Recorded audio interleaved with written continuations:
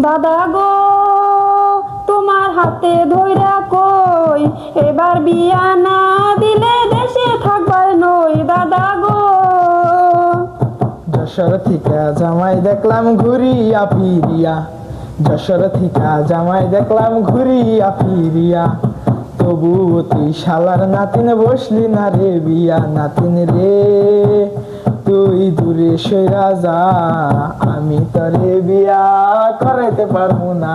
নাতিন রে দাদা গো তোমার পায়েতে পড়ি, এবার বিয়া না করাইলে গলায় দিমু দড়ি। দাদা গো এমন কথা কইস না নাতি, বুকটা ধরপর করে।